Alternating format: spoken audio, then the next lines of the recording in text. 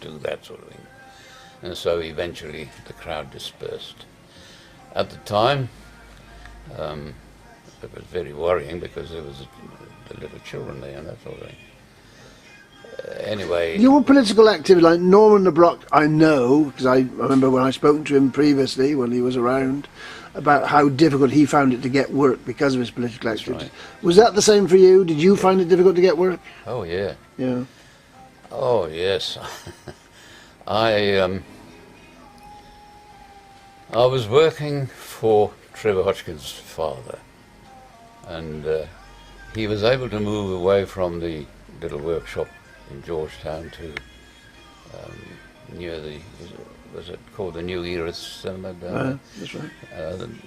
He was able to move there, and we had quite a large workshop there. And at that stage, we were involved in people not having houses to live in. But there were a considerable number of houses that were empty. And a couple of families decided to squat in properties which belonged to the parish of St Helier, near the fort, somewhere there. And we then supported the squatters, and we got leaflets round and that sort of thing. We held meetings at various street corners in the town supporting these squatters.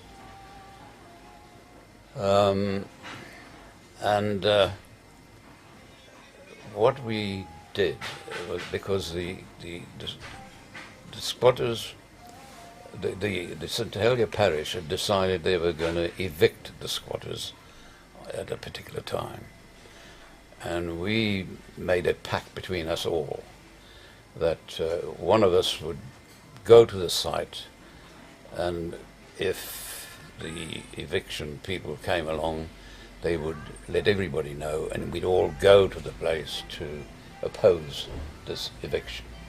We had plans on how we were going to do it. And I had the call while I was working with Trevor's dad. I was involved repairing a vehicle. Got this, and I said to him, I said, I've got to go. And he said, well, don't bloody well come back. So that was my end with Trevor's dad. Right. You know, I left him in the lurch, he felt, I suppose.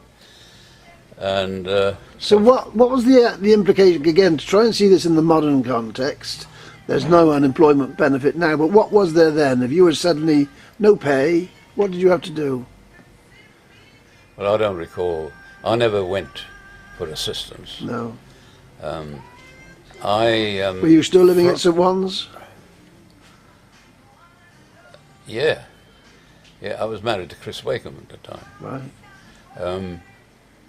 And I managed to find a job with Rone Quarries. No. And no, I wasn't living at St One's at that time. I was living at Norman's, because we had part of his house. And I used to get on the coach. There was a coach that left the parade with all these various people working there, quite a number of foreigners, you know, that was left over from the occupation, to work at Rone Quarries, to rebuild the quarries, because the Germans had done all sorts of things there. And so on that bus, now I used to take a whole lot of pamphlets with me, and I used to distribute them to all the people in the bus, you know, on the sort of programs that we wanted to see take place.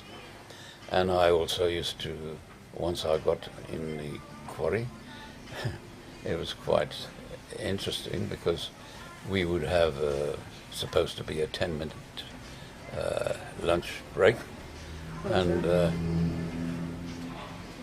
during that time we would be discussing, you know, what should happen. Now, what used to happen was that the lunch break, instead of being 10 minutes, lasted about 3/4 of an hour or an hour. And the foreman there got so incensed at what we were saying, because there was 2 or 3 people there who supported us anyway, and the debate was quite quite good, quite high quality, as it were.